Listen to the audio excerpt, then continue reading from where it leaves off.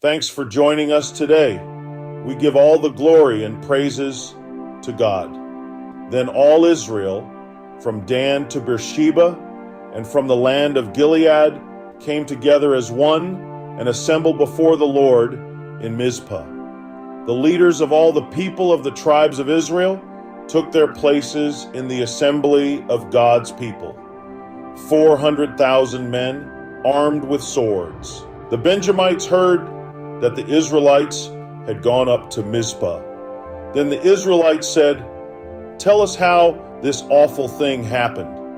So the Levite, the husband of the murdered woman, said, "I and my concubine came to Gibeah in Benjamin to spend the night.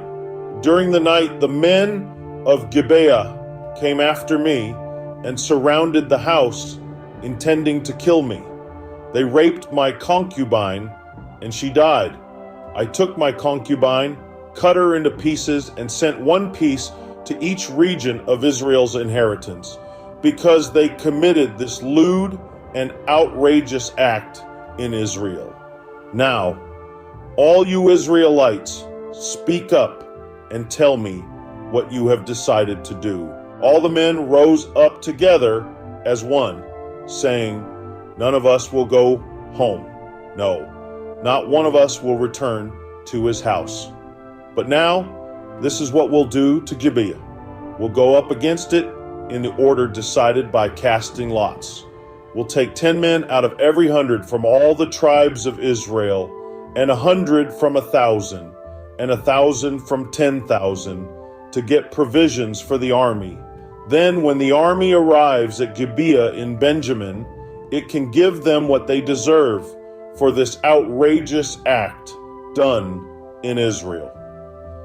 So all the Israelites got together and united as one against the city. The tribes of Israel sent messengers throughout the tribe of Benjamin, saying, "What about this awful crime that was committed among you? Now turn those wicked men of Gibeah over to us, so that we may put them to death and purge the evil from Israel." But the Benjamites would not listen to their fellow Israelites. From their towns they came together at Gibeah to fight against the Israelites. At once the Benjamites mobilized 26,000 swordsmen from their towns, in addition to 700 able young men from those living in Gibeah. Among all these soldiers, there were 700 select troops who were left-handed, each of whom could sling a stone at a hare and not miss. Israel, apart from Benjamin, mustered 400,000 swordsmen, all of them fit for battle. The Israelites went up to Bethel and inquired of God.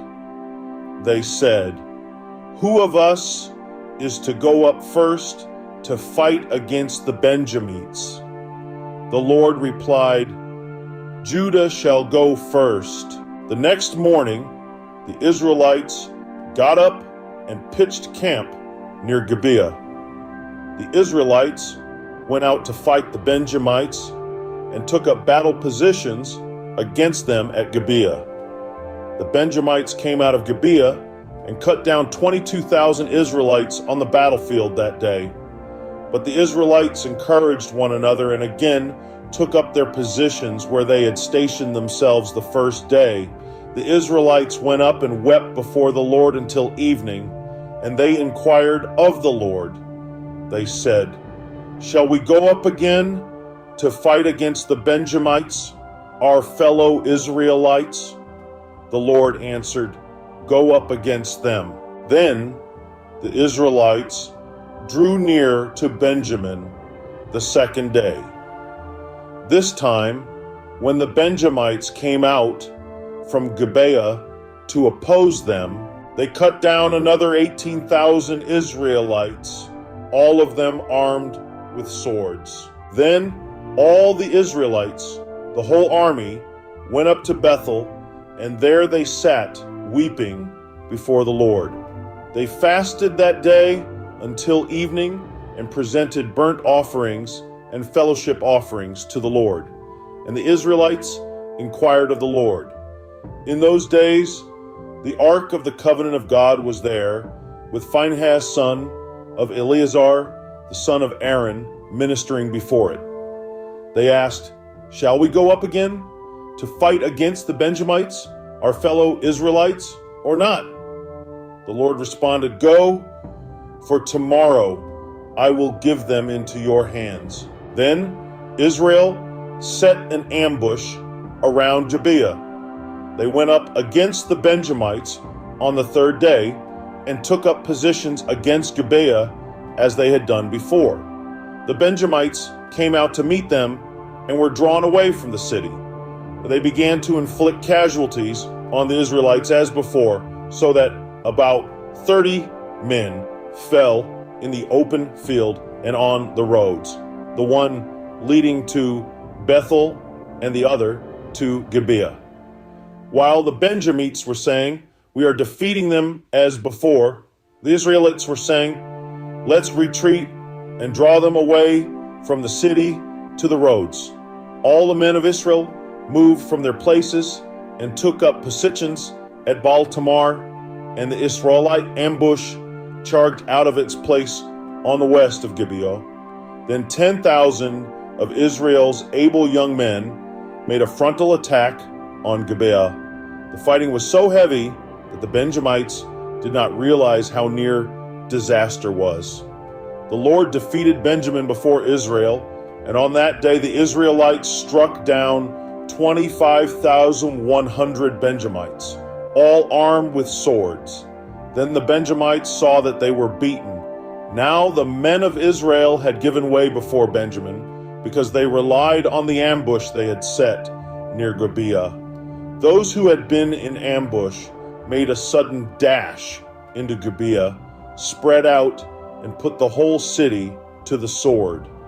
The Israelites had arranged with the ambush that they should send up a great cloud of smoke from the city, and then the Israelites would counterattack.